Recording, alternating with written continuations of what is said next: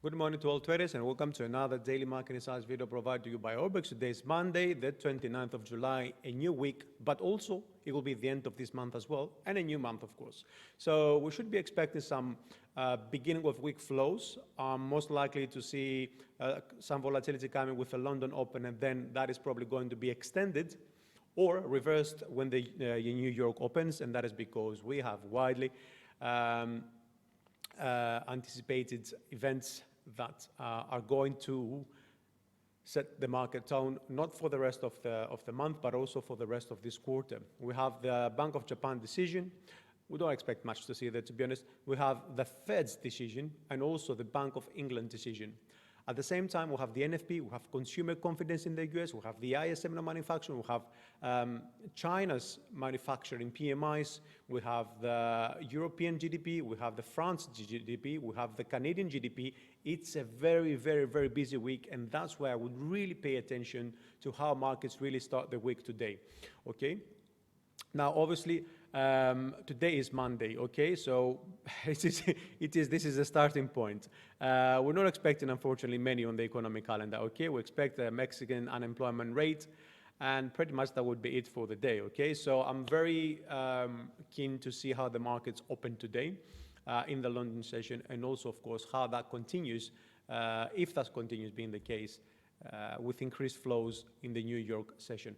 I want to start with our weekly, our Monday daily US index, and then we'll move to the S&P because we have very, very good corporate earnings reports coming out as well, okay? And we keep hitting all-time new highs. Now, both the index and the S&P ended last week on a very, very, very positive outlook. The thing is, I'm not really sure how much long they're going to go up for, okay? I mean, certainly for the S&P, it looks like it will head higher, but on the index I'm a bit more reserved, okay? And I will tell you why. Now, first of all, I want to tell you that I've changed my view a little bit, okay? I was of the view that this wave C will be an impulse wave to the downside. Now, I've changed my mind, okay? I'm still seeing this as my medium to long-term view doesn't change, okay, medium-term I would say. I still see this as an ABC correction, as an expanded correction, so I will be still waiting for this to end around 94. But with the impulse now out of the picture, I was expecting prices to go down to 0.5, 0.61 or 92 or so. Now with this corrective pattern, I'm expecting to go around 94, okay? And I will tell you why. Because this looks like to me that we will have only another corrective wave to the downside, an ABC move. What I want to see, of course, is the 98 level holding firm. Now, is this going to be the case? Let's examine what we have here. So we have W, X, and Y combination, okay, with an ABC and an ABC with C wave looking like a very nice entering triangle. Now, if that were the case, we could still some, last move to the upside. Don't get me wrong. But since we have approached really the 1.61 extension of this first wave, wave A, then the chances of actually moving to the downside are pretty good. Okay, that will be the wave A. Then we will have a wave B and a wave C. Obviously, if we go a little bit lower, we're able to see that happening a bit more clearly.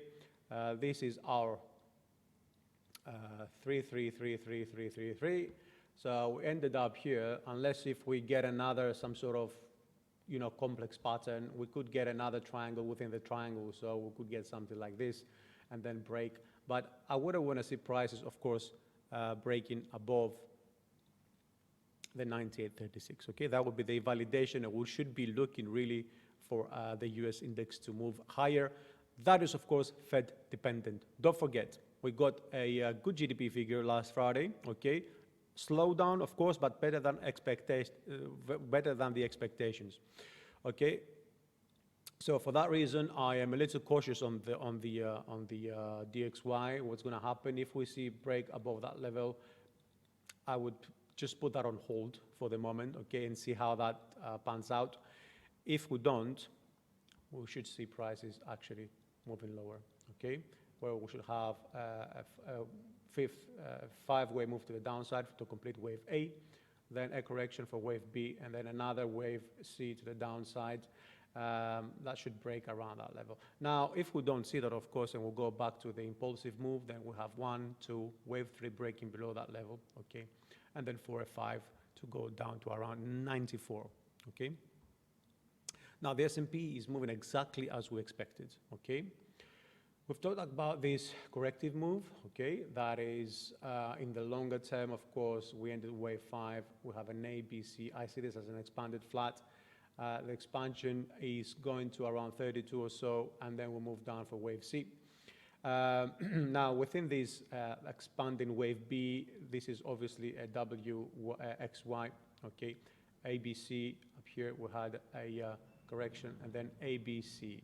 Now, this last move to the upside is likely to end around the 32 level, okay? That's what I'm expecting at least. It could be anywhere between the 31 and 26 because that would be the extension, the 61 extension of wave A, okay? Now, I will bullish, I will bearish in the short term. Well, it looks like we have done a very nice wave 1 and wave 2, okay? So from A, B, and that would be, of course, wave C, right? We're now 1, 2, 3, 4, and we're waiting for the rest of the waves to come through, pretty much. Now, the RSI supports that, you know, we can have a bullish move to the upside. Now, after wave 1, a correction wave 2 to, I think that would be the 38.2 or so, right? Which is exactly what we needed. We should be looking now to break above the 30.50, okay? But of course, that has to be supported by the corporate earnings report as well as the Fed. You know, if the Fed comes out and says, okay, we're going to cut rates, then we're going to see a very good surge on the equities, okay? And down on the 1 hour, again, a triangle. There seems to be a triangle everywhere, okay? So we completed this move, okay, wave 1, ABC, a flat 1 pretty much, and now we're expecting for, you know, this is pretty much, it will be wave 1, okay, wave 2, and then we're looking at wave 3. It could still be wave 1, a bit elongated, okay? But at the same time, you know, we should be expecting this 1320 sort of all-time high, you know, to give us further clues. Now, as long as we move above this trend line, we're still looking for an upside bias, okay? So we should be looking for lower highs and rejections to start buying the S&P 500. Okay, I want to thank you for being with me for today. It's a very critical week, and I would really urge you to pay attention to what's happening around the US interest rate decision, and of course with corporate earnings. So I want to thank you for watching, and always I want to remind you to visit our blog. It's where we'll cover the latest ideas. We'll provide